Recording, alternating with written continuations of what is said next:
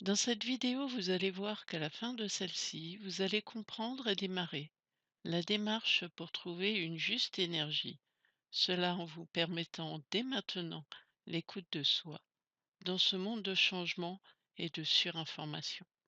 Cette approche est l'unique fruit de plusieurs années de recherche et d'expérience, plus ou moins fructueuses. Elle est aussi le condensé de la parole des anciens, comme j'aime à dire, de personnes éveillées ou de beaucoup de partage de connaissances et de vécu. Je ne suis pas une fervente praticienne, que cela soit du bio ou du yoga. J'ai toujours eu ce sentiment que cela m'enfermait et surtout que ma vie remplie de changements ne pouvait pas me permettre de le faire. Oh, bien sûr, j'y prêtais attention, mais en fin de compte, c'était plus car je faisais comme tout le monde. J'ai eu cette chance d'avoir des parents citadins, mais qui étaient très proches de la nature. Tous les deux avaient la main verte. J'avais même un grand-père qui était sourcier. Enfant, j'adorais écouter les histoires de la campagne. Cela valait bien les dessins animés. Ma jeunesse fut remplie de dictons, de la Saint-Médard, des Saintes Glaces, du mois d'avril où il ne faut pas que je me découvre d'un fil. En grandissant, je me suis éloignée de la nature. Pourtant, ah, je savais bien quel était mon équilibre. J'avais un travail avec des heures décalées, toujours en mouvement. Les médecins m'avaient bien dit de faire attention, car j'allais droit au burn-out. Psst, mais c'est quoi le burn-out? Pas peur, même pas peur. Et surtout pas moi, le pilier. Et pourtant, il faut dire que j'en ai fait des médecins, des associations, qu'elles soient sportives, de sortie ou tout autre. À la fois, j'étais dans la demande, mais aussi dans le refus d'une autre action à gérer. J'allais à mettre une fin avant même de commencer. Je ne trouvais rien de juste, car c'était hors de moi.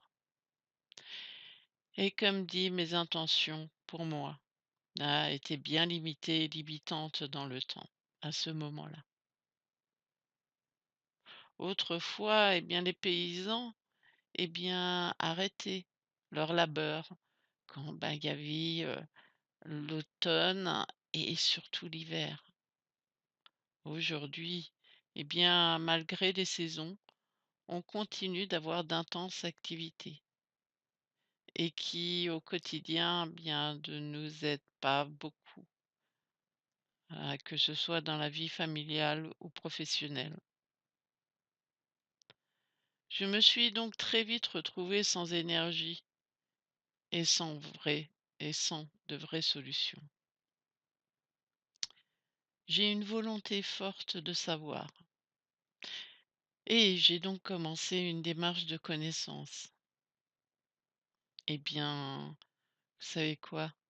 Ma première démarche, eh bien, c'était de commencer à me connaître.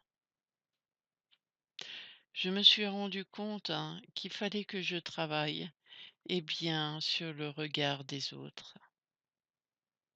À la fois ce que j'étais et ce que je renvoyais, qui permettait alors à certaines personnes de faire partie de ma vie ou que je ne voulais plus. Savoir ce que je voulais précisément, savoir comment je pouvais aussi le refléter. À ce moment-là, la méditation m'a énormément aidée et m'a permise surtout de le découvrir, avec des exercices qui étaient simples et de me demander: «Qu'est-ce que tu ne veux plus? Ouais, que veux-tu? Et que vas-tu faire pour y arriver?» Il fallait toutefois que je dise «oui». C'était là. Je ne pouvais pas en faire l'impasse, car ce n'était pas là pour rien. Il fallait que j'accueille ce que je découvre, même si cela ne me faisait pas du bien. Mais en tout cas, j'allais revenir dessus pour comprendre pourquoi ça avait pris place en moi. Et j'arrivais à le placer dans ce que je souhaitais faire. Je plaçais mon intention et surtout ma singularité. Vous avez compris que la solution ne peut venir qu'en étant honnête avec vous-même et en trouvant à ce moment-là notre singularité et surtout de l'accepter. L'intention est un outil très puissant. Dans une vidéo précédente, je vous parlerai des émotions réactives du passé et celles naturelles qui sont du présent. Et que pour avancer, il faut d'abord comprendre l'émotion qui vous arrive, qui arrive à soi.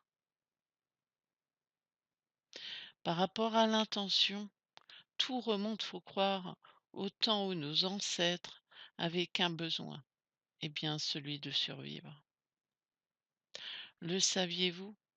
Notre cerveau est composé de 3 parties bien distinctes et il a été créé pour survivre, pour procréer et pour être en sécurité.